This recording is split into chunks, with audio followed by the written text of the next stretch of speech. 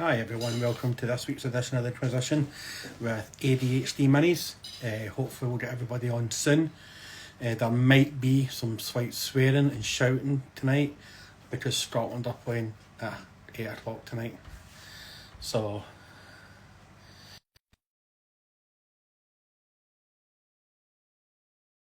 ADHD must have been champing at the bit to get in because he's already requesting.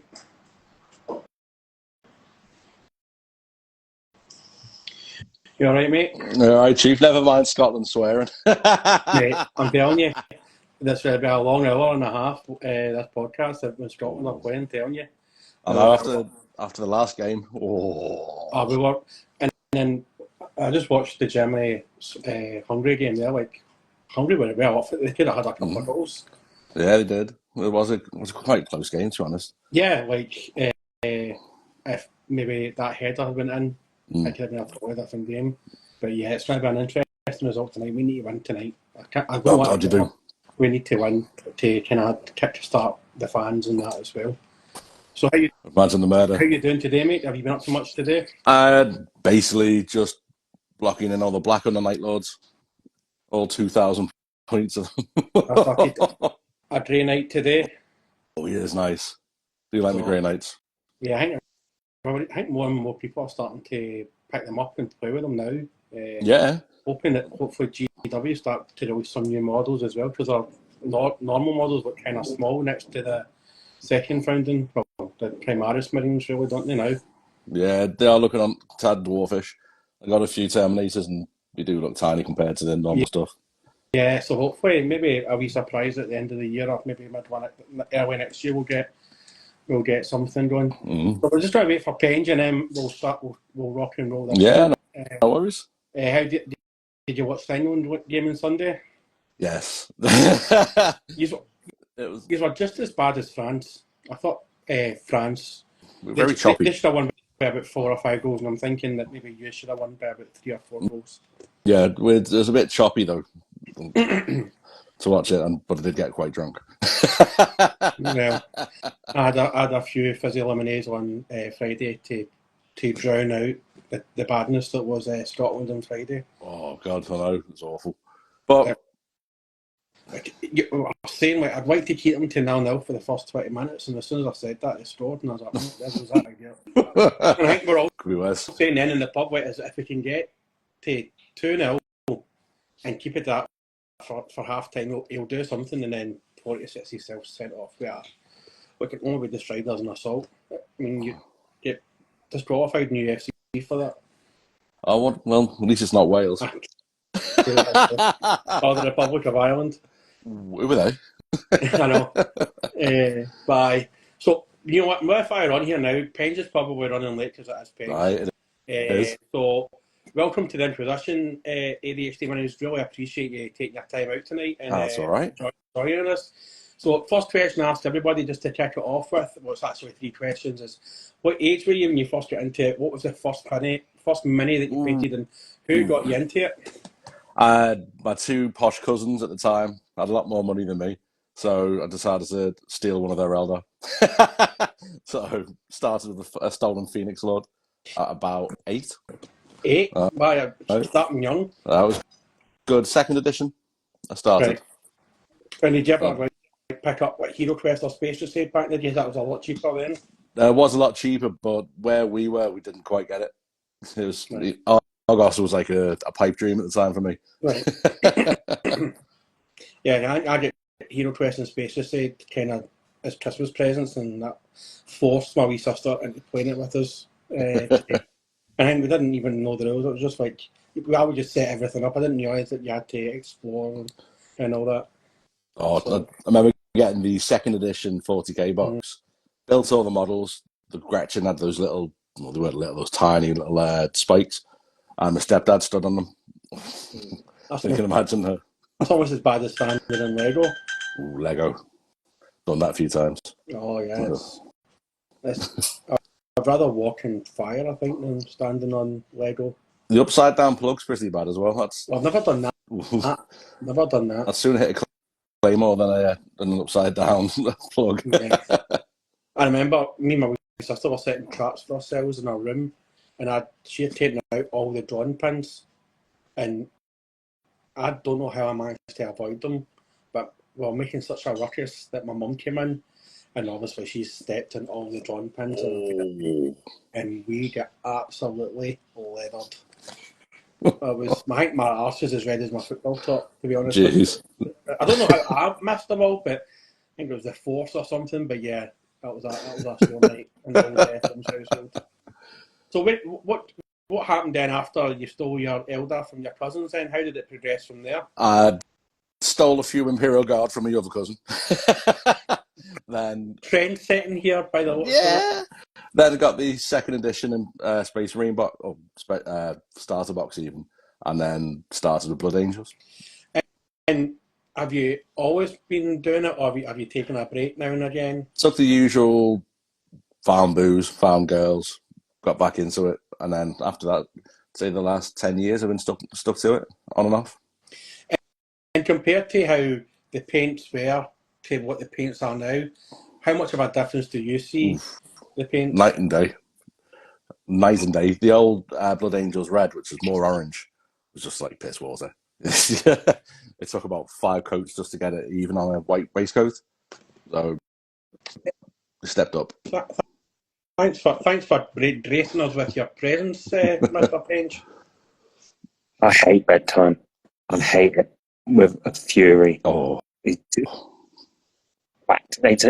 twat mode comes in, and you just want to. Yeah. Mate, don't worry about it. It gets worse and worse, and then when they hit teenage years, I think wee balls was up to about 4 o'clock this morning and never got out of his bed until about 2 this afternoon. Oh. To be young and 17 again, eh? God, no thanks. I've done it once. Once was enough. Too many police chasing me when I was that age to go back to sleep.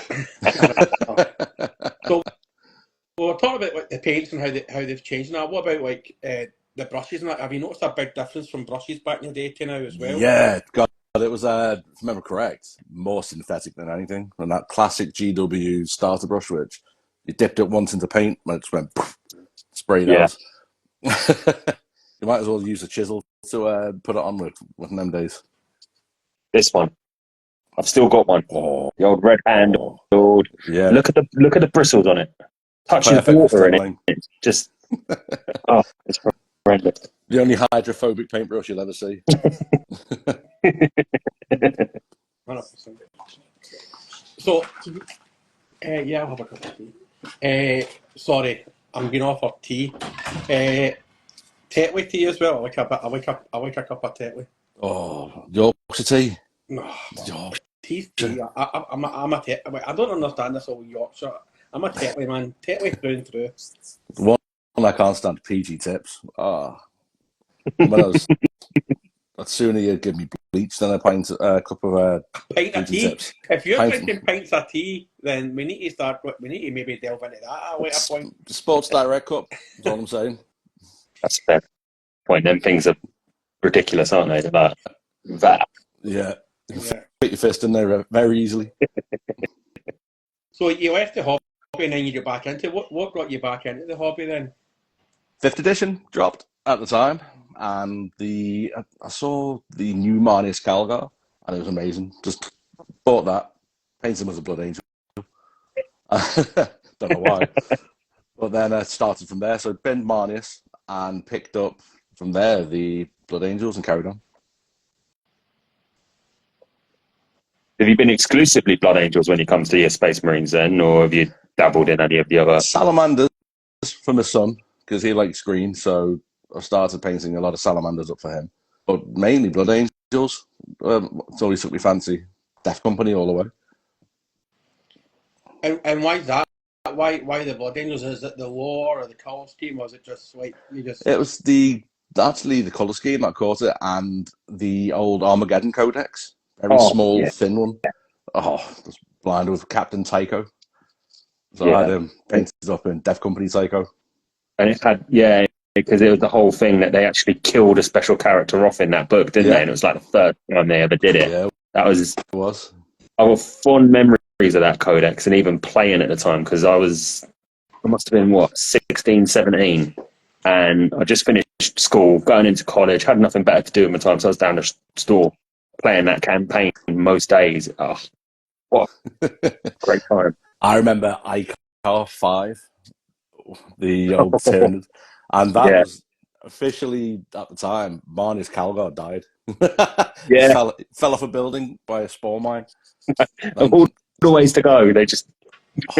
why didn't he keep it? Just keep him gone. I was like Joey dying in his TV show that he was on. What was it? I got to call it Days of Our Lives, where he fell down a mine shaft because he was giving away the writer secret mind. Jesus. And then they brought him back. He's worse than Zach Brannigan, I swear to God. But that's the thing with them, isn't it? They always just sort of like, after a little while, they think, we need to sell this special character. Bring him back from the life. That's it. But they've never done that with Tycho. They've just kept him dead. He's been squatted. He's gone. It's so rude.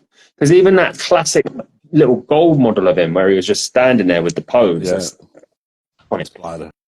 Good old model that was. That and Eldrad. The old Eldrad when it was just literally 3 points. Yeah. Outstanding. Yeah, no. So you got back into 5th. Have you been going since 5th strong, or? I dropped out again, mainly girls. And I came back into it at the end of 9th. But okay, so that'd be... Sorry, I was always dabbling, say a little bit of painting, see a model I'd like, pick it up, paint it, but then the ADHD is rife, so I'm the man of many whips. I never have a pile of shame. They're all primed and semi-based. Well, if it's primed, it's painted, surely. Do you know what I mean? That's the way I kind of look at it. It's paint, I like to get a good 3-4 colours down to say that it's based. It's all you need is those first 3-4 colours. You can stick it on a tabletop from there, and it doesn't matter, does it? You ain't got to. That is true. Who are you trying to impress? Any sort of fond memories from those previous editions, then? Because it's always something that I sort of look back on, and like I say, with that Armageddon campaign, it was always something that sort of stuck out. Phenomenal that was. But having a game with my best mate who used to play Blood Angels, a real cheesy list of load of Sanguinary Guard, which were the flying Terminators. And I had a pretty naughty list of Dark Eldar with disintegrator cannons, which just plasma cannons, which rapid fire, and just burnt him off the board. But he didn't play me after that.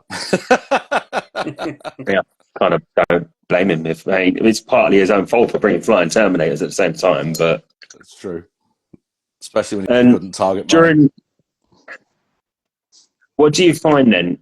Again, this is something I tend to ask a lot of people that have been sort of in and out, and doing that myself for so long.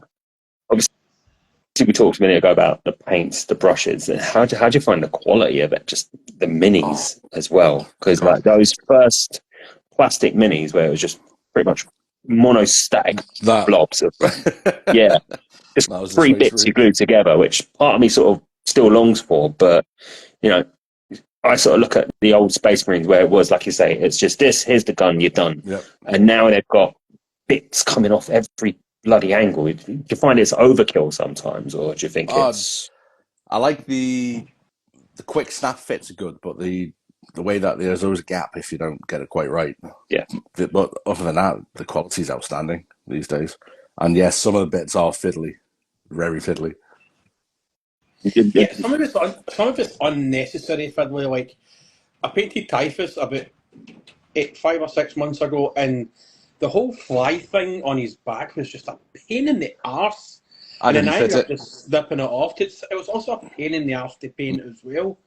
Like sometimes are just totally unnecessary. Games Workshop, like some of the additional backpacks and pouches. It's like there's just no need, man. That's true. But the flies, I didn't add into my Tycho. I preferred Typhus. Sorry, I preferred it the old style where it was literally clean on the back. Yeah, that first Typhus mini where it was just chimneys and he had his scythe. Yeah, I think it was Cities of Death that he came out in, and that was another quality one. That was 5th as well, wasn't it? Cities of Death. Yeah, because Cities of Death and Apocalypse were both 5th, weren't they? Ooh, Apocalypse, that was good. I still got absolutely. You know, I should get some pictures of it because Dunk wasn't knocking about them, but the Apocalypse book, it was just it was ridiculous. It was like this big, Huge. that thick, and it was just basically the rules were bring whatever you want in your games, and people were turning. It was like that was the first time you could play with Titans in your list that had tanks that had like extra rules on top of the normal ones. It was, just stuff like that, and you take it for granted now. I think a lot of people take it for granted that these things are just in their rules and their downloads and stuff. But back then it was just book upon book upon book upon book, and everything was resin because back then you couldn't get a plastic backplate. No, you couldn't. And resin, So, I hate the stuff. So I've got a question for the two of you, actually. Yeah. Since you are pretty old sweats, since you've been like 2nd edition, and I think you've been in it with since 3rd edition, Penge. So obviously the big thing is now that Games Workshop are doing is Age of Sigmar, and that's only coming into its 4th edition. Do you feel as though there's been too many editions with Warhammer 40k? Now we're up to like 10th edition. Probably going to get another edition in probably about a year and a half's time. Do you feel as though it's just too much? It is. Yeah. I do think it's gone too far with the amount of editions. At the moment, most of my friends don't play 40k because it's too complicated. Everything's got a roll. Everything's got a minus to it. So they've moved to Horus Heresy, the 30k campaign. It's like 5th and 7th edition combined in rules. Yeah, it's phenomenal. So I'm hitting that pretty hard with a lot of Night Lords even. I find that the way I see it is that they're trying to compete against computer games almost. In that what brought a lot of people, it's nothing that we've had on with quite a lot of our guests, is that when they've fallen out of the hobby, one of the main things that brings them back after a while was the Dawn of War games, which were immense, and we're probably going to ask you about them in a bit if you've ever dabbled. But so when they started releasing all the add-ons, I think there becomes a sort of need for, especially in computer gaming, that something's broke, you have to fix it, you have to fix it, you have to fix it, you have to fix it. But then that leads to them just releasing broken piece of shite games that just get hot patched. And Games Workshop are trying to keep up with that sort of thing at the minute. I get in some ways they're trying to tell a story with the games, because I think that's what they do with Age of Sigmar more than anything else. It's here's a logical progression in what the story is. But 3rd edition was knocking around for a good 5-6 years before it went to 4th. It was pretty good. Yeah, I mean, I think the only thing they did was 2 Chaos Codex. They doubled up on codexes, because they had the Chaos one, and I think the Space Marines got a second one in that edition, and maybe Tyranids didn't. But either way, like it was a case of everyone was buying the White Dwarf for like little fixes here and there in the rules, and it wasn't that big a deal. Now I think because everything's rushed, nothing's thought through properly, it gets to a certain point, everyone just complains. So the easiest way to do it is, just wipe the slate clean, start again. Yeah, but you could, as you're saying there, right, you can have a campaign and a story. You don't need to necessarily change the rules. You can just have a new campaign going. You don't need to call it like 10th edition. It's just like the Byzante incident, where it's basically like, if you want to update a bunch of guys, have it on a certain planet and it's an update. The core rules don't change. It's maybe just a few tweaks here and there. Yeah, I think it's something personally that I wish they kind of do. And I tell you what the big thing for that for me is as well. It's all the sports games out there. There's a new sports game every year. FIFA. And I love my football. I've got it on in the background. But you don't need a new FIFA every year. All you've got to do is release one. If after a couple of years it starts getting stale, okay, then maybe freshen it up a bit. Release new updates, release patches. You can just have one game, and that's it. Because the graphics don't change that much. No. The music changes all the time, but it's just, I think it's just like I say, they're competing against computer game markets, knowing that after a while, if we don't keep this fresh, people will just put the dice down and pick up a control pad. That's not, but that's so silly, because they're not. People are playing. I mean, like, I stopped buying Football Manager because it was just a case that all that was really getting updated was the squads. Why would I spend 40 quid a year when I can maybe just download a database and just use the same engine? Yeah. Sure. Do you know what I mean? But anyway, this is about ADHD, not the trials and tribulations of computer games. What are you currently painting this now? At the moment, a massive bunch of 30 Legionnaires for Night Lords. On a side note, I'm also doing a Celestine for my son. Oh, not for my daughter, sorry, since she started. Then I'm doing a Iron Warrior Praetor, just for a giveaway. Oh. Literally a bit bored. And don't like the Praetor models in the standard kit, so both of them are getting given away. One's a Blood Angel, one's going to be an Iron Warrior. Cool. So, and I've got what's his name now? Conrad Kerr's coming in the post. Oh, the Primarch. Oh, he's going to spend some time's going on him. Yeah, considering you were just bashing resin a minute ago, and now you've actually just admitted to that. I know. And Sevatar, he's coming too. But I can't stand resin. Why can't they just do plastic Primarchs? They got the tech there ready. Yeah. They're not sort of letting go of it all, are they? They like the what is it they call it now? Expert mini kits. Yeah, basically Forge World. That's right. Yeah. Kill a Forge World, call it an expert kit. Make sure every 12-year-old can buy it without putting ID in for cancer. You know, resin at its finest. So, did you get into the Horus Heresy stuff since it went plastic, or did you dabble before then? Since it went plastic, mainly. Since there's no way of spending £40-50 on 10 Space Marines. Yeah. And when you get them, they're all brittle. I'm a big old clumsy oaf, so I'd be smashing them left, right, and centre. And I think for me, I've been interested in it. I'm intrigued about it, but and that box set that they released, the first box, what did it come with? Like a Land Raider, pretty much 2 armies in it. Yeah, there's the 2. There was the Space Wars 1000 Suns one. Then there's the Age of Darkness, which was the Sons of Horus and the Imperial Fist. That's what I picked up, and it's really good quality. The Spartan tank is huge. I was going to say, how have you found like working with the 30k stuff compared to the 40k stuff? And I know it's all pretty much just Space Marines, essentially. But have you smaller? Any sort of differences? Smaller? They're a little bit smaller. So here we go. I've got one of my son's salamanders. So they are quite a bit smaller. Okay, but the bits go on seamlessly, and you can. There's so much you can do with them.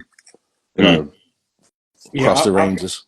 I've got a box of Mark 4 Marines from the Horus Heresy. I think I've painted 2 of them. I need to go back to them actually. But they are a good, like the normal Marines are actually, they are a good bit smaller. Like you do notice the difference. You do. But the Death Guard and 30k are filth. You can just do some absolute damage with those. They suit you well. And do you play much Warhammer yourself then? I haven't played for about a year, so I'm setting up a game next week, hopefully, with my local game store. And a 30k, I'm powering through them so I can have a good hit of that. I want me Primarch. And how are you going to paint Conrad? Are you going to go for the old Brandon Lee Crow style, or are you going to gotta love the Crow. You know, Brandon Lee with a bit of moodiness. Might go for a bit of green OSL around the neck. Try and like spark him off. Or could go down the route of Batman. Try and give him a bit of colour around the cheeks. And what drew you to the Night Lords then? Because like if you say you were like the Dark Angels, the Blood Angels and Salamanders, what was made you now go to the dark side? More spiky bits, more skulls. You know, they're not quite Khorne, but they're still pretty psychotic. And I've done Blood Angels for a long time, so I don't want to paint Sanguinius. It'll break my heart. Do you feel like if you've got Conrad in the post that it's going to be a proper labour of love? I mean, I've spoken to a few people on here that have got the odd Primarch, and you know, you're not to sit there and just sort of think, oh no, I just slap some paint on him, get on the tabletop straight away. You don't actually. A lot of times going to go into him. A lot of time and a lot of sleepless nights. But there's when I started up the 30k, it was either the Raven Guard or Night Lords, but Korak's is just too much of an edgelord. He's just. Oh. Where are you going off? So it's my wife's blood checker just going off. She's just changed her sensor, so it's acting up. So, like, see the one thing about the Night Lords, right? It's their... We dropped out there. Don't, your voice is gone. There you go. You're still gone. Your audio. Can't hear you, mate.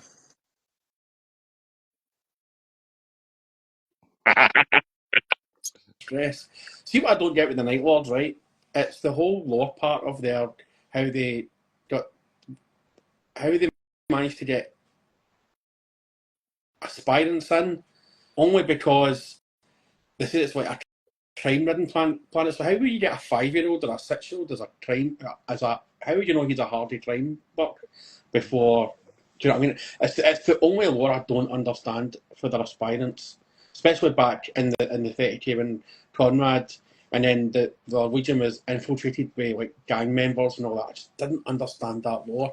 Yeah, so if you read the Conrad Care's book, it turns out that a lot of the crime lords who basically paid the way through to get into there just opened up the gates to the prison, just let any old gobshites in. So that's where Conrad starts to realise what's going wrong with his Legion and does a bit of a cull. And then gets pissed off and destroys Nostromo. It's nice. That was always like a little tragic thing of him, wasn't it? That I remember from the old Index articles about him, and that it was sort of like, oh, he was the bad guy, so nobody else had to be. And then, oh shit, he's messed up, and now they're all bad guys anyway. And then he just decides, you know what, I'm just going to kill the planet. And you're like, oh, it's one of those. Make a name for yourself. You want to bump off the planet that you're pissed off with. Yeah, but it always seems to be like with their lore and everything. And I know a previous guest of ours that was a voice actor did a really good monologue of it. It seems like it's just an extreme for almost no reason in there. It's like snakes on a plane. There's the line in that film is like, I didn't want to put the snakes on a plane. Do you think I had a choice? You're like, well, yeah, you could have shot the plane down or something. Yeah. But it just seems, what's the most extreme thing I can do? I know. I'll murder half the population to start off with. And just the extreme of it, isn't it? Well, they always said, like, what's his name? The Australian guy, Major Kill. He's quite loud. Yeah. But he turns around and says probably one of the most humane legions out there. Says instead of coming in and wiping out half a country, he'll just get one hive. And then he'll make an example of that, and everyone tends to fall in line then. So, yeah. Skin your neighbour. The other neighbour's going to behave, isn't he? As long as you wear his skin long enough, yeah. Space Hannibal Lecter. I've been waiting for you, Clarice. So in the whole Horus Heresy 30k, am I actually both of these? That's right. Going by just the lore, who's your favourite legions? Mine's definitely Chaos. It's just specific legion though. Oh, specific legion is definitely Night Lords. But they're the original bad boys. Yeah. Even the Sons of Horus weren't bad from the start. These were portrayed as the original bad boys. Came in, skinning people, murdering populations for a laugh. I was always told, because for me, I always loved, as when I first got into it on the Chaos side, I always loved Thousand Sons. And it was that little sense of like, they had amazing characters, they had some good lore behind them. But then when they flushed everything else out, it was kind of like, oh shit. And now I like more of them. I still hate the Space Wolves. I think I'll always hate Space Wolves. I do. I can't stand Space Wolves. I don't know why. It just annoy me. But I think it's, for me at the minute, having sort of read up to where I was, I'd probably say Alpha Legion. I do like them. I do like the Alpha Legion. Just because they're just tricky for the sake of being tricky. Like in some of the lore, they've won planets by not even firing a shot, and then in others they just walk down the street butchering everyone.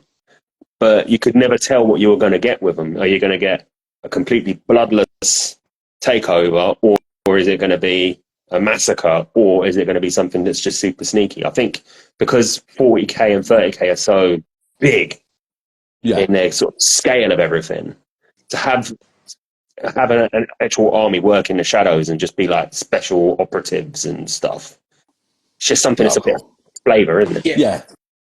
The Alpha Legion, like, I was going to get a tattoo of, you know, the Alpha Legion have always got like associates, and they've always got a wee tattoo to identify themselves. I was going to get that as a tattoo somewhere, and not tell anybody. And people go, "What's that tattoo for?" You know.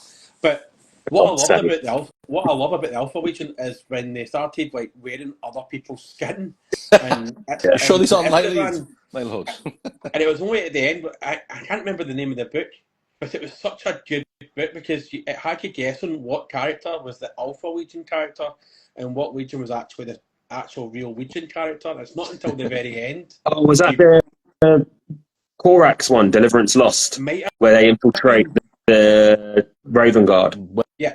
They're underneath in the labyrinth, underneath the Emperor. Yeah. No, this is in Estevan as well, where it starts off in Estevan, doesn't it? And it kind of goes to Deliverance, and it's like, well, what character is it that as actually an Alpha Legion? You know there is an Alpha Legion guy in there, but I've always loved the Alpha Legion, and for the lore perspective, for just purely the lore, I did like the Dark Angels just because of that whole Knights thing. I did like Dark Angels as well. I can't stand Imperial Fists. They're just like custard creams, boring everywhere, and they always melt in the middle when it's Iron Lords. And the fans are even worse. That's the thing, though. Like, seeing the Horus Heresy books, you don't really see much of them in the first few books. Like, that's how I got into Warhammer, was through the first on the War Game, and then I read the books. You never really seen or heard much of, like, the Iron Warriors, the Imperial Fists. You didn't really hear much of, or even the Ultramarines, you didn't really hear about much about them. So I think it was mainly the legions that I learned about in the first 10 or 12 books. Felt sorry for Argel Tal. I'm listening to Betrayal again for the 15th time. I mean, there's just such good books out there in the early Horus Heresy series. That's so good. And the Word Bearers as well. That's another good legion that I quite like. I mean, who doesn't love to hate Erebus? Oh, do you know what I mean? There's a hashtag in the local gaming chat. Hashtag fuck Erebus. Once or twice a week, it's a shout out, and everyone has to do it. I think you sort of nail on the head though with the Word Bearers, because everyone loves to hate them because they're just, oh, look at us, we'll read a Bible and now you believe in the Emperor's God, great. And they always seem weak, but when they have their moments of strength, they're like amazing standout bits. And I think I got laughed off here once before by saying I quite liked Thingy as a Primarch. But yeah, but as a character, he's got the best arc in all of them. But you not think though, sorry to interject here, but you not think that really the Word Bearers won? They did. They actually, in the grand scheme of things, Lorgar won because the Emperor is seen as a god. Yeah, that's true. And they also achieved all their objectives. So messed up the Ultramarines enough. That bit, Betrayer for that is amazing. I love that book. Just all of that. What's his name? Gilliman getting launched out of his own ship. Yeah. All of those little bits in that, like I say, when people say to me, what books of the Horus Heresy can I read to start off with? I say, if you want to start at the very beginning, go for it. But if you want to get an idea of what the action can be like, I recommend, I say, go to them. The first Heretic, the next one I say is the Calf one. I can't remember from the Ultramarines angle where everything's like a diary. And then I say go for Betrayer. Read those three as a trilogy. And they just stand out on their own. Like you can read whatever you want in any order, but then read 1, 2, 3. I need to read the last three. ending the death? I haven't dabbled. I'll be honest, I've not done. There's such a good bit in one of the books, and I think it might be the third last one, and it really describes the Death Guard to a T. There's like, there's 2 Death Guards, and I think they're just out with of the Order of Mortarion, and one of them's got a nerd going on his shoulder, and he's looking, he goes, "Oh, you're so cute, you're so amazing," and then this fog wisps from him, and he actually is repulsed at what he sees his mate as, and this nerd one, and then as quickly as the fog wisps, it falls back down, and it's such a good thing. It's such a good way to show how the Death Guard are like puppets. All the Chaos Legions are just puppets, and they're all puppets to a certain degree. But it's just such a nice wee moment that. Yeah, I've heard the Thousand Sons are pretty dry sense of humour, since they're all dust. But the cheesy ones. I think there's been so many good books out there, and it's done such a good bit of justice for everyone. Everyone sort of invested all this time and effort into it, and to see their little stories fleshed out is really cool. I mean, people I think now are probably a bit too guilty of the law says this in this book at this page, it says this, and it sort of kills off people being able to bring their own flavour to stuff. But it has helped massively, hasn't it? It has, really has. It's brought a lot of new life into it, and also new players just picking up the book and thinking, "Wow, this is amazing." And going right into it. Oh yeah, like definitely, because I wouldn't be doing this or having as much models as I have if it wasn't for like the books. If people ask me, well, what should I start with? I always say the first 10 books. To watch Horus fall is such a good arc in itself as well, and then Betrayer. Well, the last heretic, or the first heretic, and Betrayer for me, and I like Nemesis as well because not read that one. I like that. The assassin one, isn't it? Get along with that, I'll be honest. But if ADHD ain't read it, I won't. No, I've not read it yet. I will do. But it's hard, especially when you see books in my condition, like, oh, I'll grab that one. And you start reading that one, you're like, oh, bollocks, I'm 5 books ahead now. So you're 5 books ahead, your mini paintings all over the place. You just... I know. I'm my own worst enemy, I swear to God. Like a walk in your own house. Doesn't help. My son's exactly the same. So, what age was your son when he got into it? He got into it this Christmas. He saw my old metal Gazgul and thought, I want some orcs. I was like, I'll get you some orcs. I got him the new Gazgul, got him a few boxes, and he started painting them himself. Then proceeded to lose the head for Gazgul, which you can imagine how fun that was. So I found that again, and he's literally just sitting on my window ledge now until I can help him along again, because it's quite taxing, to say the least. Yeah. How old are your kids, if you don't mind me asking? I've got an 8-year-old, and my daughter's 13 tomorrow. Oh, happy birthday. I think she was watching. She is, Imogen.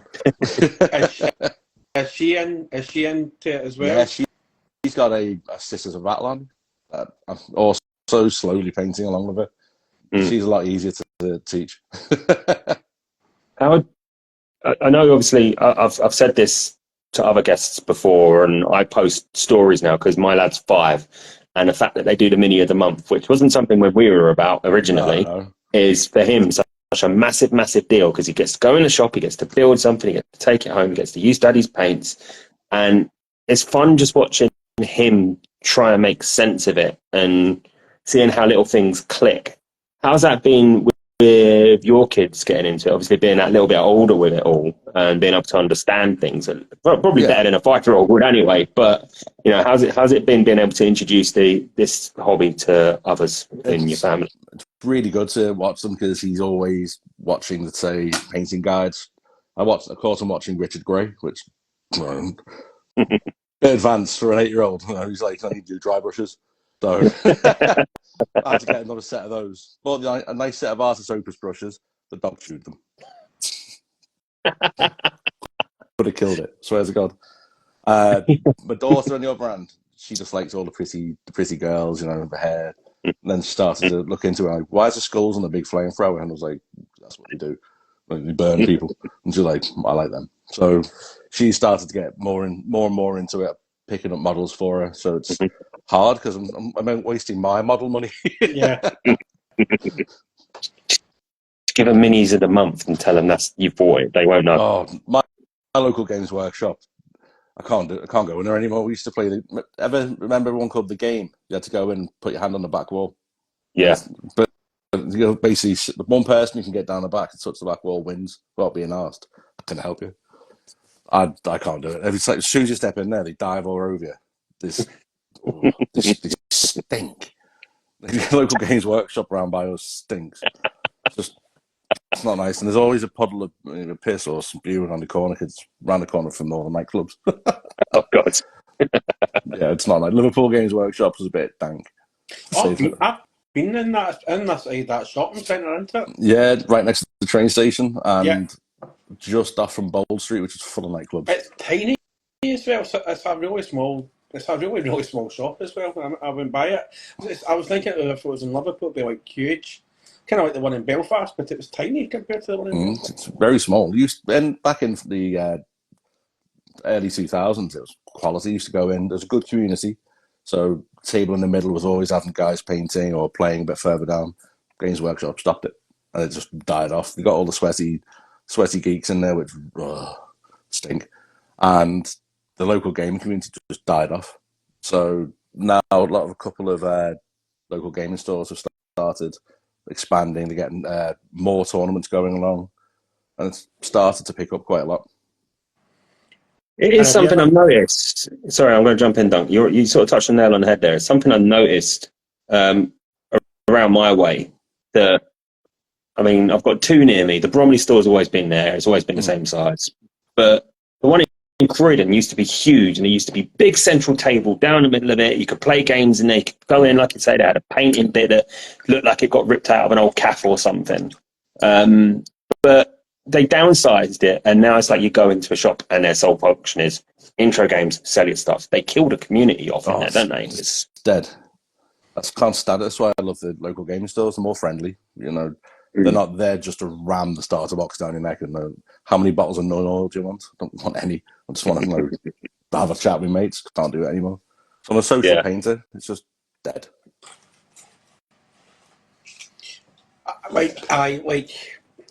That is annoying. It's like when you go in and it's just like they just hem in you. It's like dude, I'm in here all the time. Like I'm having a peruse. Like just let me. That puts me, even when I'm in a clothes shop, that puts me off. If somebody comes and goes, "Oh, what are you looking for?" I was like, I'm still leave now. That really puts me off. Like, but I think we've got to the time where we start asking the real questions. Why everybody tunes in every week? Oh, come on! I'm ready for these. You was obviously having children. You've got a significant other in your life. At what point did you introduce the plastic crack addiction, and how did she take it? It was about 3 years into our relationship, and I pulled the tray of models from underneath my bed, and she went, "What are those?" When I'm bored, I paint models. She was like, "That's a bit gay, isn't it?" I was like, "No, shut up. Show you gay." And then big argument happened. I went to the pub, came back, and she was like, "They're actually pretty cool." So she's been pretty relaxed with it until she sees the bill.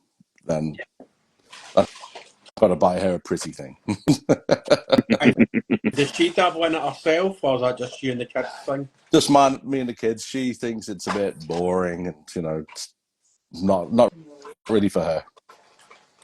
The Mrs. just said there she can relate, but she crochets. So like, how boring is that compared to what I do? We sit there and watch paint dry. It's brilliant. I know it.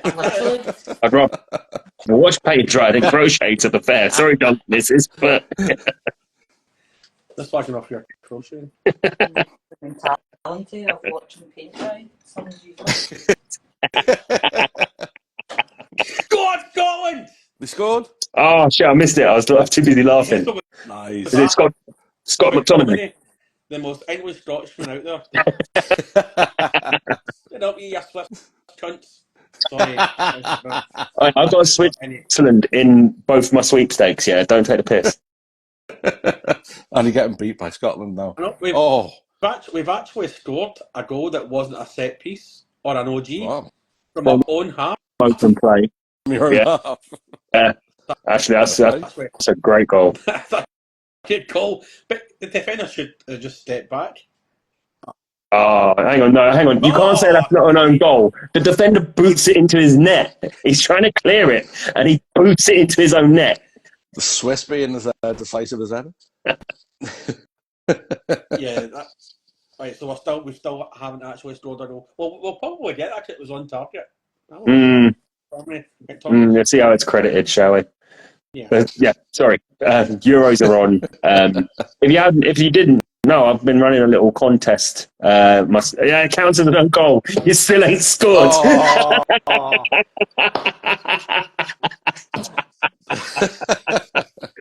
Oh, dunk. One day. Viva Italia. Yeah, I've been doing the sweepstakes, and that's actually been quite fun. Just getting people to paint, think differently about how they're painting and stuff. But anyway, what we were talking about, partners and the paint addiction, weren't we? Yeah. Yes.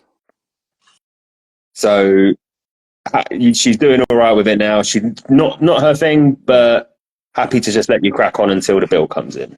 Most certainly. And then that's when I've seen these trainers in like £110. So, buy me these. Yeah. Oh. I need it. I needed the other 6. Yeah, like my wife has a bit of a trainer addiction. It's like, how many pair of trainers do you want? You've only got 2 feet. Right. That's true. And then she'll go, how many minis do you need? You've not even painted them all yet. And we're like, we'll call it a draw. Oh, yeah. Call it a draw. How many shades of orange do you need? Yeah, but it's a different brand. It does different jobs. Yeah.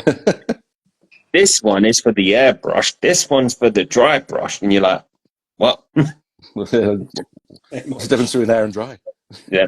And then they wish they'd never asked. And then it's like, don't start. And then you're buying the trainers anyway. Yep. Yeah.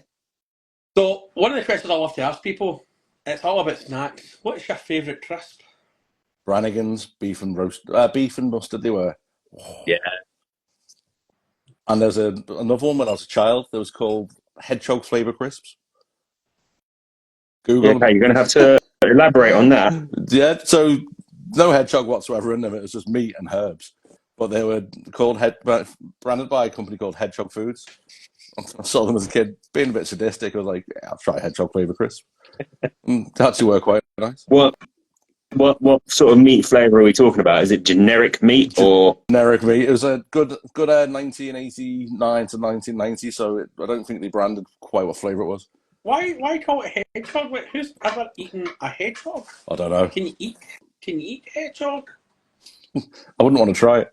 Well, I mean, I remember as a kid from Tesco, they used to sell hedgehog bread rolls, which were just bread rolls in the shape of a hedgehog, and they were quality.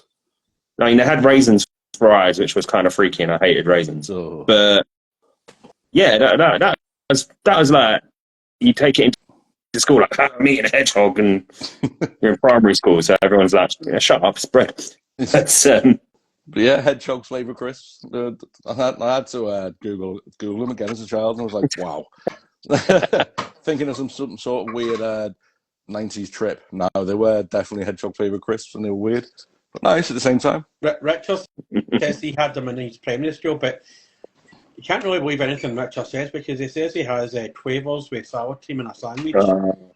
Yeah, that's a good question. What is a weird food combination that you enjoy? A very famous thing was pizza sandwich when I was drunk.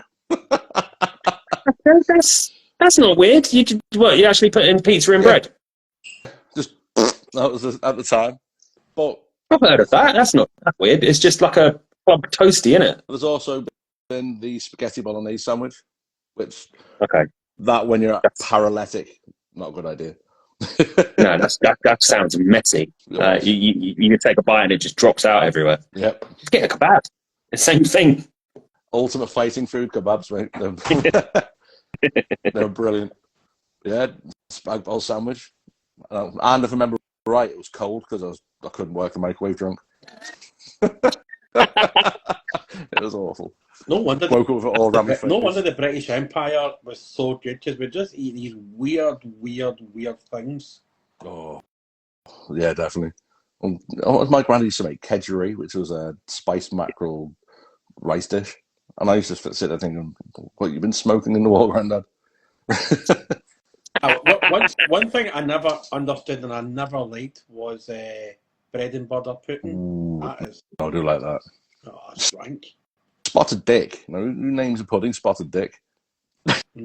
Yeah, but that's just like weird UK names, isn't it? Like pork faggots. They're just meatballs, but you're calling them pork faggots. That could be taken loads of different ways. Yeah, definitely. Yeah. And I'm not making any negative connotations. And don't sue me anymore. Wasn't Mr. Brain's pork faggots they were? Yeah. It's come frozen. Remember nicking a packet I'm drunk. And why? I need to hear this. Why? Of all the things. Yellow box. Drunk and ADHD, don't mix. I also once nicked a whole Viennetta. I slipped it up my coat sleeve drunk. That's a good steal, in my opinion. Because you could just open that and eat it in your hand, hold it and eat it as you're walking home. Yeah, so many. The brain freeze that would I was going to say, Dunk, the brain freeze. Sitting in a local train station, eating a whole bloody Viennetta. The looks are quite strange. Like some sort of animal. The only way you could make that worse is if you were to put it in like a piece of bread and put brown sauce on it or something. Probably would try that drunk, to be honest. So when you're eating your faggots and whatever, and your mental crisps, your hedgehog crisps, what do you like to wash it down with? Pepsi Max Lime at the moment. It's my love of my life.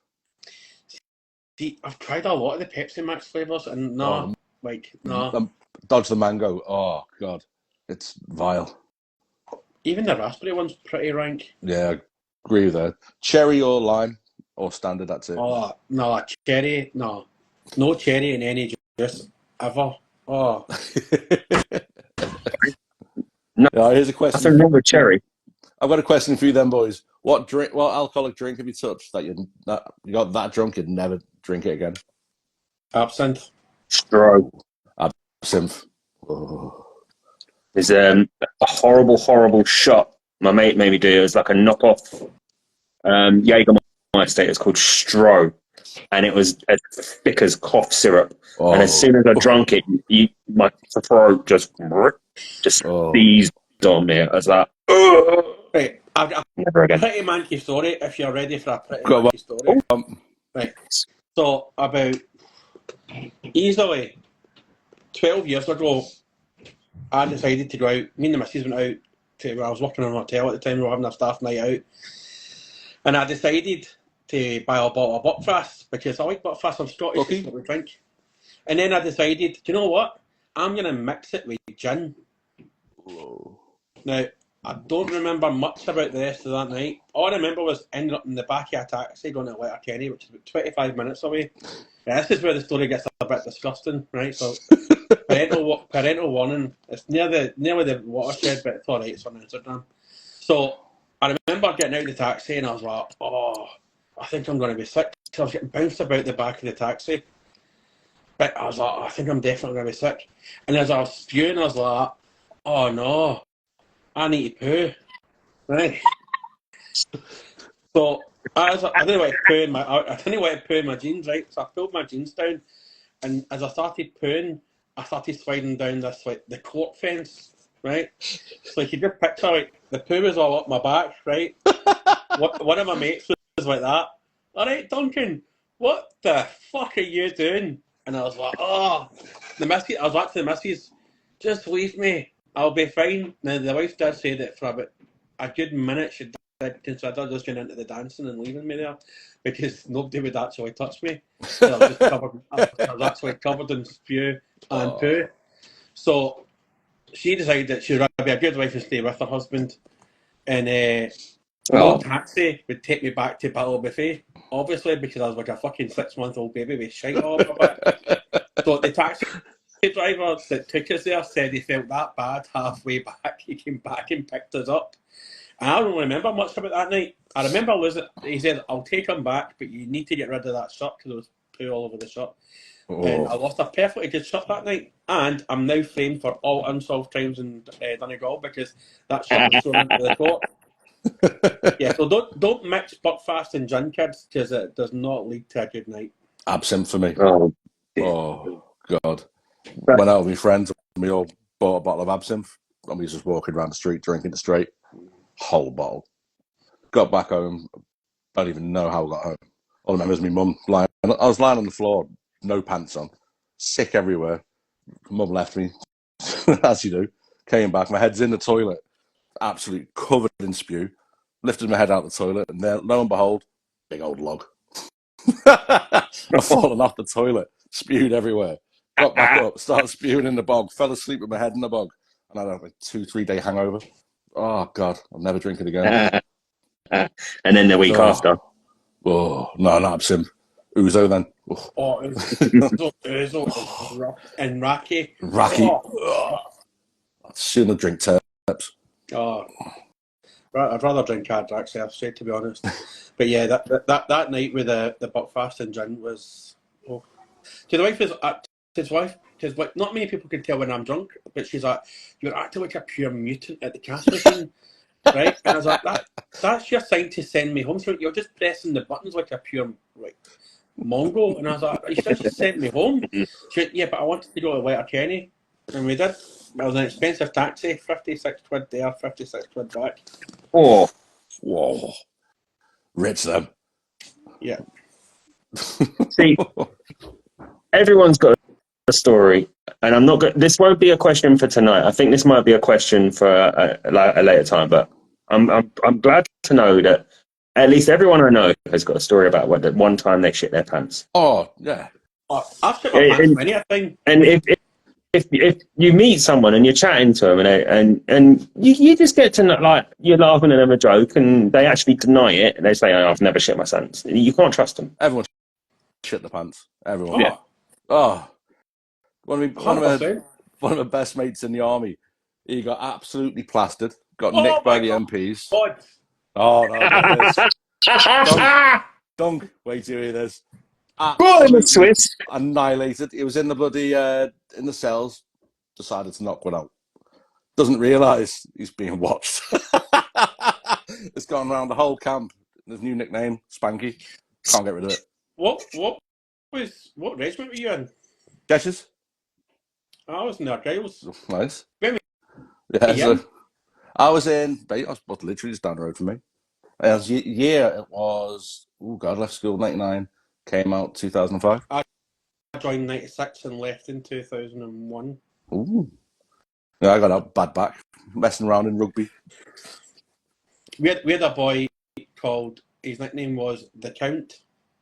Anyone want to hazard a guess why he was called The Count? Nope.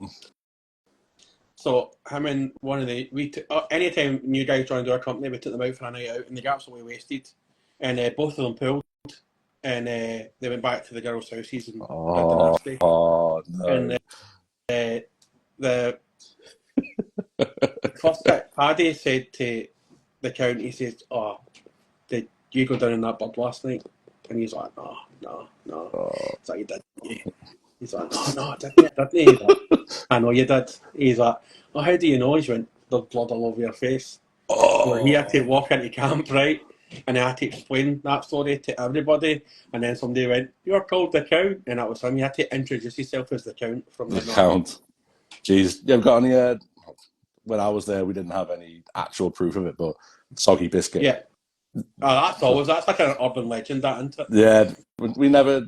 Well, we heard of stories of it, but we never caught people like in mid-game. But it's one of those you never actually see people going, "Yeah, no, I was involved in that game." Yeah, it's always like either army lads, navy lads, or rugby lads that are accused of doing that. Yeah, I've noticed that a lot of rugby lads have also been accused of it. But then there's the same thing with Marines, apparently pissing on each other and decompression. I've witnessed that. Like I was in Kenya in 2000, and we had a bunch of Marines attached to us. The Marines individually are fine, but see when you get like 2 or 3 of them together, they act like complete morons. It's like Paris. The brain cells just leave, and we're doing our adventure training in part 2 of the Inquisition with maybe less army stories. We don't want blocked on Instagram. So thanks for rejoining if you rejoin. But so Scotland are drawing 1 each, and to be fair, it was a belter of a goal, to be fair. I'm just going to add these 2 back in. Yes. No, it's not letting me add anybody. Sorry, folks. Instagram coming for us because of army stories now. Is this going to be the new thing? Yeah, that's what it was. So yeah, the Marines decided that it would be a great idea to do a naked bar, so they all stripped down into the buff, and then that was it. We were banned for drinking for the rest of our week. That was only the first day. Belize was a weird one. Belize is also, it's very weird. The one place where everyone heads to in Belize. But the thing is, right, when you do the Belize thing, it's as though at night time somebody turns the lights off but turns the volume up to fucking 15. Spiders eating birds getting eaten by fucking crocodiles. So it's mental, man. It is an odd place. I knew a bloke from Belize. Like he was a barman, like in like a bar we used to drink in. I used to say to him, like, why'd you leave Belize and come to like South London of all bloody places? He's like, I feel safer in South London. It's like, with all the muggings and stabbings and everything like that, you feel safer in South London. He's like, yeah, at least the wildlife doesn't try and kill me here. And you're like, oh, fuck. Nothing wrong with Deptford. That's born in Greenwich. Fucking having to check your boots every time you take them off in case there are spiders in there. Fucking hell, yes. Or what are these? The snakes as well. They're nice to hide. Oh, I hated Belize, man. It was the worst 6 weeks of my life. Hey, at least you can say you've both been. Like, you know, it's somewhere tropical. Listen, 70% humidity. Your balls are permanently swimming. Not good. It's like Thailand. Like where were you based? Were you based mainly in the UK, or did you go further? Mainly UK. Just mainly UK, really. And then after that, back fucked. So luckily I was out, and then met the wife. And did you dabble in Warhammer when you were in? No. There's a fair few lads who played it. I never tended to play it. I was always getting pissed, really. So it was really into it. Yeah. And then a little spell in Essex for a couple of weeks. In Collie. Did you? Yeah. You're somebody a naughty boy? I was not. Yeah. It wasn't classified as AWOL. I fell asleep pissed and didn't make it back in time. A mile away in a bush. I did 28 days in my own jail for shaving my mate's eyebrow, and I was classed as bullying. Yeah. 28 days. That was a fucking torturous time. Yeah, RPs were fucking pricks, man. Aside from that, I was a good boy. It's just drinks. What made you join up? If you don't mind me asking. Family. My grandfather was in the army. He was in the Royal Horse-Drawn Artillery in Woolwich. So he basically had all his stories from Burma. He was quite funny. And then I thought, I'd try that myself. Didn't tell him at the time I had ADHD. It wasn't actually prescribed of it at the time. Not prescribed, diagnosed of it at the time. It was a later date.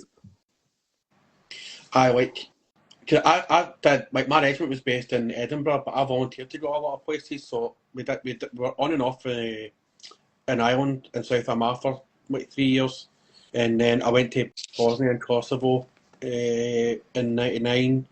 Went to Belize at the end of '99, and then I was in Germany before I went to Kosovo because I got attached. And Germany was just amazing, man. I was like 19 years old. Cheap women, cheap food, cheap drink. It was best.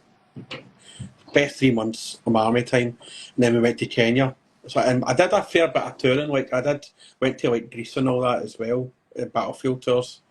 But I enjoyed my 5 years. Like, and I got to that stage where it was like either I settled down and did my junior NCO cadre and went through the ranks, or I left because we then get posted to Palace in Belfast. That's why I got out.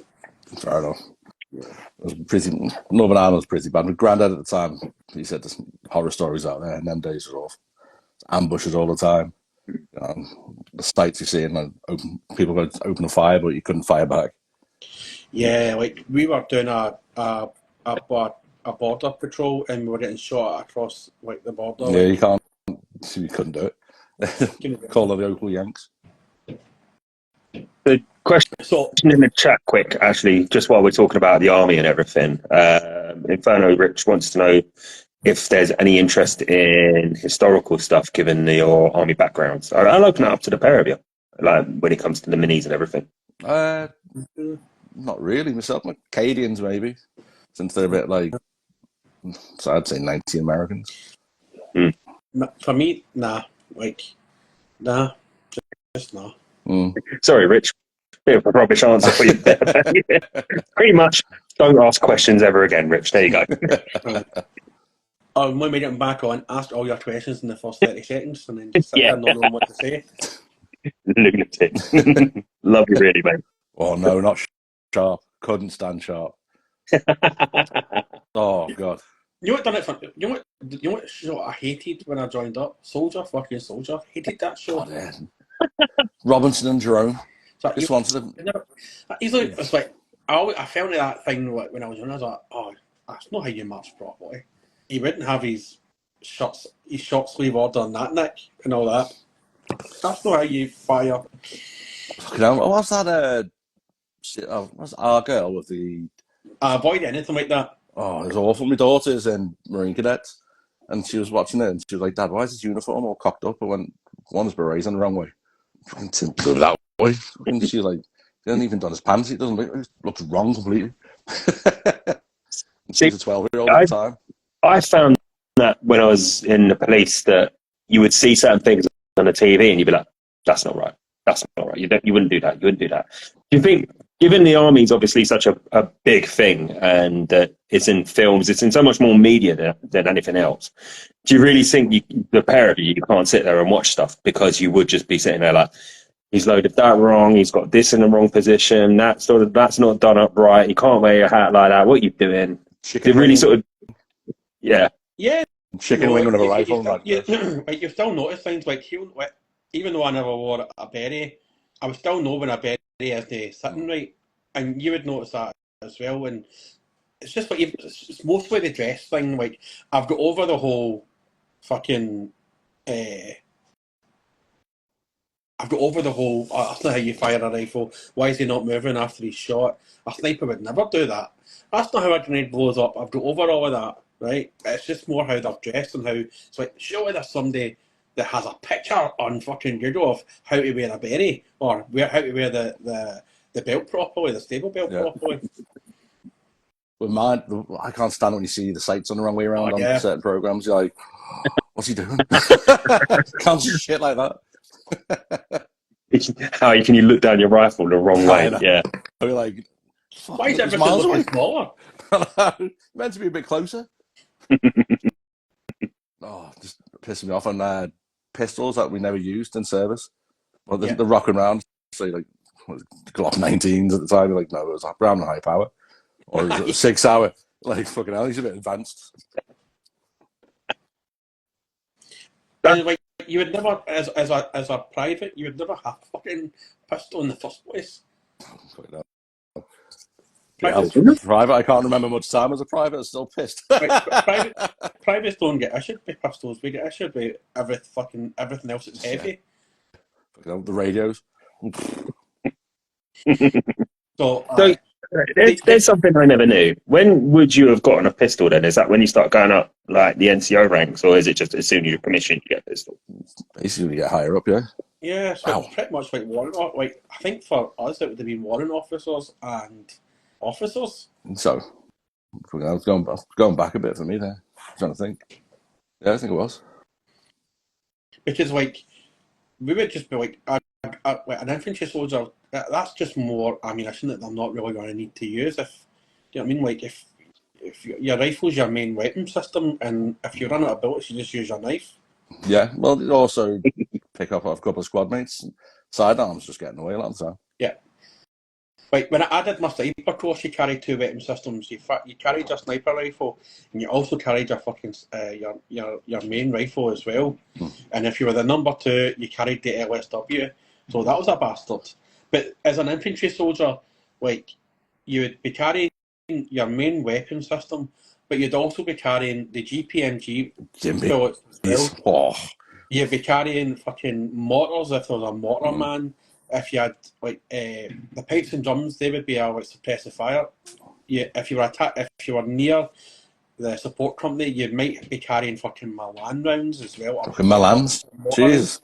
Like, you'd be carrying a lot of stuff. Like, so carrying a 9mm would just be there would be no need for it. Literally no need for it, because you'd be carrying everything else, and if you were lucky enough, you'd be carrying a fucking law in the back as well, and they were cunts to carry, especially the concrete ones, man. They were horrible bastards to carry. Mortars were always a pain in the ass. Yeah, a lot of it's broken down between the squad. Hated all that.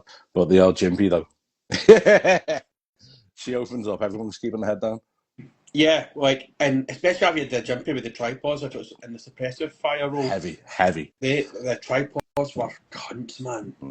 Oh, but yeah, most of the things he carried was water and ammunition, and most of the ammunition wasn't even for fucking you; it was for your platoon. So you would carry a lot of GPMG rounds. Yeah, you would use that to carry for the support. Yeah. So here's one for both of you, and this is something that I think is given that we talk so much about like minis and all these other little bits and recommending stuff to a friend. Anyone that was thinking about joining the army, if they came up to you and said, "Should I do it?" What would you say? Yeah, but don't join the infantry. So I always wanted to be in a tank, but I'm too tall. I would always say them, get a trade, join the signals or the Remy or the engineers, but don't join the infantry, because it's the worst job. You carry everything. It fucks your knees. It fucks your back. Do you know what I mean? It's a horrible job. You're the first there and you're the last out. Do you know what I mean? See the world. Yeah, you see the world. It's got to believe. But it's probably the service that's probably the closest bonded with your mates, because like the RLC and the engineers and the signals, I think they all move about. Yeah, if you're an infantry regiment, yeah, that's your home. Do you know what I mean? You don't move unless you transfer out. Listen, or you've been a naughty boy. Yeah, but like, the only time you would get moved would be you'd be moved company. Like our regiment had a policy with, if you get promoted, you would be moved to a different company. So it would like question your integrity. But like, yeah, I wouldn't join the infantry. I would join the tankies. Tankies. Get to use some naughty weaponry there. Yeah. The old Charlie, please. Oh. my plan was, if I'd stayed in, I got to like corporal, I would have applied for the Army Air Corps, because a lot of the helicopter pilots are out with the Army Air Corps, they transfer in. So that would have been, if I went down the career path, that's what my idea was. Also, my other idea was to join the SAS. I think every infantry soldier has that idea. God, imagine selection. The SAS. And then you realise that then you go to Belize, and then you realise that the SAS spend a long time in Belize. You go, nah, it's all right, I'll just leave it. Yeah, constant fucking work with those guys. Yeah, cool. I remember being in Kenya, and when I did the Northern Ireland tour, we had a thing called the Quick Reaction Force at night, and you always had a SAS guy liaison to those that sniper team were going about in the late 90s, and they'd wiped out a couple of soldiers, so they were hunting them down, and this guy's like, all right, I'm Steve. I'm your SAS liaison. If there's anything happens, I'll be your liaison. We'll jump in the helicopters. All you'll be doing is like securing. You Charlie 1 everybody. You stop everybody. If they're SAS or not, you stop everybody. And if it's an SAS guy, they'll bring out their wee baseball cap and that sort of stuff. I'm like, oh, that's fine, that's fine. Fast forward 2 years later, I was in Kenya and we'd had this SAS guy doing the jungle phase with us. He's like, all right, my name's John. And he's like, I was like, you're a fucking liar. And he's like, what? And he's like, you told me 2 years ago in South Armagh your name is Steve. And he's like, what's your name? And I was like, Smudger. And he's like, well, Smudger, my name's John here. And I was like, right, okay. Yes, sir. I was on sentry duty, and he just appeared beside me. And he's like, all right, Smudger, it's Steve. But the thing is, I don't know if you met any SAS guys. No. But they were all skinny bastards. Yeah, there's like stories of them like being fucking tiny and twisting up MPs like the dolls.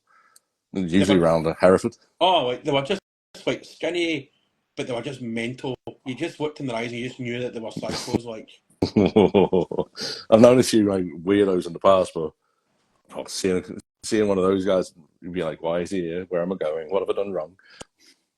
He scared me that night, and he's like, I just appeared, and he's like, "All right, Smudger." It's like, fucking hell. Been watching you for a while, then. He's like, "I gave you, Steve, you bastard." It was just me and my big mouth. I just blotted it out, and everybody's like looking at me, and he's like, "You're a fucking liar." See, when you were in Belize, did they teach you how to like live off the land, and did you have to kill a chicken? No, didn't do the chicken bit. Someone was going to wind up for you then. When we were in Belize, and also in Kenya, they taught you how to like steal like chickens and how to hypnotise a chicken and all that sort of stuff. Hypnotise chicken. Right? You can't hypnotise a chicken. See if you get a chicken's head and draw a straight line, it'll no move. I've got all of his head. You just go. And if you want to steal a chicken, if you tuck its head under its wing, it'll no make a noise. So they taught us all these wee things, right? I swear to God, Google how to hypnotise a chicken. You draw a straight line in front of a chicken and it'll no move for hours. And then what they did then for the 1 week that they were showing us, they get 4 chickens and a goat, and somebody had to look after the chicken, and then they had to give it a name, and they had to take it for dinner and all that. And see, at the end of the week, they had to kill that chicken. So we all nominated the new guys, and the guy that got the goat was the newest platoon commander, and he had to kill this goat. Oh, he was crying. It was so funny. Tasted quite good though. Yeah. But yeah. Go curry. Yeah. You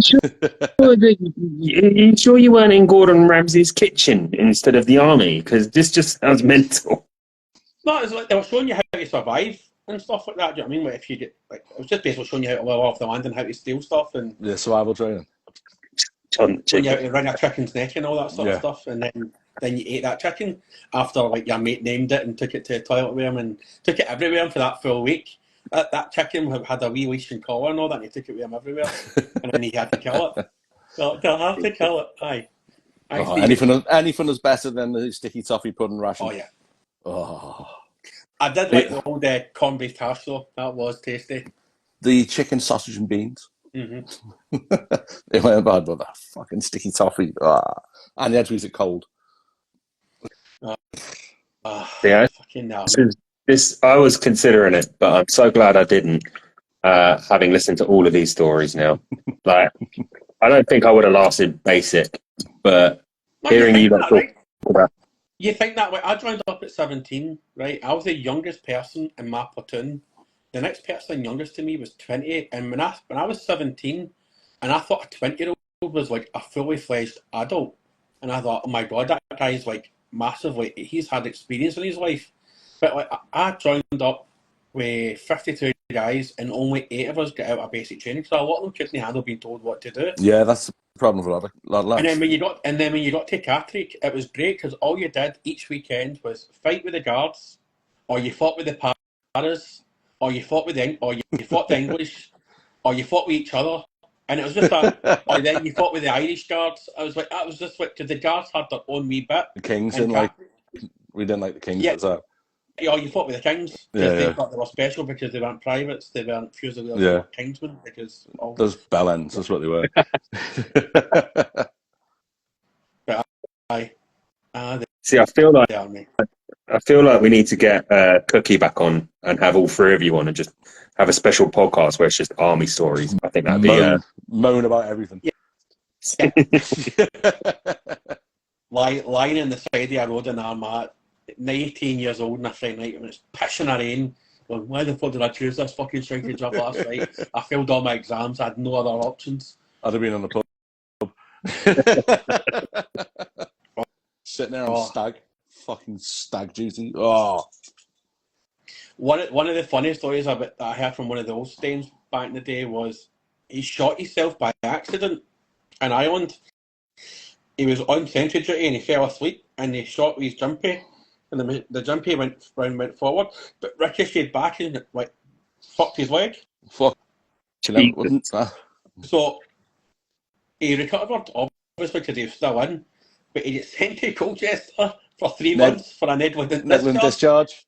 I mean, he shot himself by accident. Is that not punishment enough? They sent him to Colchester for 3 months. Oh, that brass polishing? Yeah. And he was actually, I think Channel 4 did that documentary, The Glass House, back in the early 90s. He was actually in there at the time. Said it was the worst 2 weeks of their lives. Jesus. Fucking hell. Shoot yourself and then still getting done for negligent discharge. Brutal. Oh, it's brutal. Yeah, see, that'd have been me. I'd have done something dumb. But when you're saying like, oh yeah, don't shoot across the border in Ireland, I'd be like, okay, I'll use my knife then and go charging into proper bandit country or something stupid like that. We had one of those Royal Regiment of Fusilier boys when we were doing our bayonet training, stab himself in the foot. That was quite good. That was quite funny. How the fuck? Don't know. I think the dummy was in the ground. He went to stab the dummy, but I don't know what he had done, but he managed to stab himself in the foot, and we never seen him again. He got his foot first, and then I think he did something like that, and it was just like he stabbed himself right in the foot. And he's like, "GoPro, I've stabbed myself." Just like they had been ragged on us all night, and we're all pure fucked at this stage. And I stabbed yourself in the foot. Jesus Christ! Actually, that'd probably be me. Oh, Jesus. Oh, no, that stab yourself in the foot. It's on the end of a fucking rifle. Oh. That's the thing, the infantry is just so stupid, man. Like, yeah, like, put the fixed bayonets and let's just run towards the bullets. Like, that's what we're famous for, though, aren't we? Yeah, famous for it. I know. Yeah, telling everyone knows it worked in the Falklands. The last time it ever happened, but that happened in Iraq as well. There's a bunch of Scottish soldiers ran out of ammunition and charged the Iraqis as well. And of course, it's the Scottish. It's always got to be the Scottish, isn't it? Gurkha and Afghan as well. He did. They were looking for this Taliban commander. So I think they involved in a gunfight, and the guy recognised him, so he chopped his head off to show that they had actually killed him. Because the doctors have got this thing where if they take out their cookery, can't put it back up. So the guy, he lopped off the guy's head and then took it back to camp to show that they'd actually killed the commander. Love Gurkhas. They're fucking the next thing down from SAS. They're psychotic kind of fight. But if you get in with them, you're set in there. You're set. There's always one round camp looking at them. You're like psychotic Oompa-Loompas. Yeah, but they don't work when it's raining though. They don't like the cold and the rain. Fucking hell, it wouldn't be surprised though. In Tibet, it's quite cold, like the Himalayas. Yeah, but see, when it's raining, when I did my sniper course, we had to do a night navigation, and I knew I was in the right place, but the wee doctor cunt I was like maybe 10 metres away from him, and he would go, "Yeah, mate, I'm over here." No, I had to be right on top of him. I only found it because I fell on top of him, and he's stupid wee bastard. I've been stoking about for about 40 minutes. Good on a fight though. Aye. Like there was I think there was a thing when I was doing my training. There was, I think my regiment had a company in the Falklands. There was some paras and some Marines down in the Falklands as well. Bunch of duckers turned up, and a Navy ship had turned up, and the Navy hadn't had a drink in about 4 or 5 weeks, and obviously they all congregated in the NAFI, and apparently a brawl erupted, I think a Drucker lost an eye. Tripper Drive know. lost fingers. It actually made it back to the mainland press in the UK. It was that bad a fight. Fucking hell. Navy. It's like a perfect storm. Jocks, Marines, Paras, Duckers, and the Navy. Do you know what I mean? And booze. Yeah. Obviously, it probably started with some Scottish guy who was tiny going, I could take him. And that was it. Because you're only allowed 2 cans at a time. The 2 can rule never, ever was implemented anywhere else. So it'd be good to watch that on film. Yeah. The real battle of the fault zones. The goose green ain't got nothing on this. No. Yeah, but then you would all be annoyed because the Gurkha wouldn't have his hat on right. The cookery wouldn't be on the right belt or the right bit. Oh, it'd be upside down. Why does he put it back in? It's got to have blood in it before it goes back in. And you see that one Argentinian in the corners looking at it, where the fuck am I doing here? Right, guys. We need to wrap this up here because it's nearly Love Island time. Oh God, you can't be bothered watching the second half of this, Dunk. Is that the problem? Listen, when you beat a team by more than 2 goals, come back and speak to me. When you score a goal, come back to me. I was going to say, when you actually beat a team, come to us. Yeah, as long as we beat Hungary, we'll be all right. You think? Oh, we'll end up sticking with Germany and getting absolutely trounced. Yeah, there'll be some madness like that, won't there? It's pretty much standard Euros for us. Here's a question for you, right? And it's about the football, right? How annoying is it you see these fucking English so-and-sos singing the whole 5 German bombers? Like, give it up, boys. Right. Yeah, you know what? It's the one thing I think that lets us down a little bit, especially you're in Germany, they're hosting us. Have a little bit of respect. Just a little bit. Yeah. And I think we mentioned it last week, Duncan, that there's always the Brit abroad thing where you go away and you're like, have you got 4 beers? And then you go to Germany and you're singing about fucking Spitfires and being worse than the average Brit abroad. You let us down. Look at the rugby fans. We're gentlemen when we go abroad. Yeah. It's, what do you say about football? Gentlemen's play. No, it's a hooligans game played by gentlemen for rugby. Mm. So, yeah, it's just so annoying because it's just like, well, fucking Wales and Scotland were also fought in the wars. Like, we don't see us acting like bell ends. No. Yeah. But then the Scottish just fight between themselves anyway. Yeah, that's yeah, as we've established tonight. Them all in check. That's only because they're fighting over Celtic and Rangers. Do you know what I mean? Like, nobody else gives a fuck about those cunts. Right, guys, this has actually been really good. Thanks for joining us tonight, AD. We really never got back onto the whole hobby thing once I found out that you were in the army. I never actually knew that until you said that. Yeah, it's just one of those. Well, I was just young and wanted to do guns and shit. Yep. See the world. Didn't see much of it. What was the best weapon you fired? L96. Yeah, 100%. You feel invincible behind that. You do. And the Jimpy. The Jimpy, you just feel as though you could just like get some. You just feel like Rambo, don't you? Yeah. Like, Is that like the L96 the machine gun one?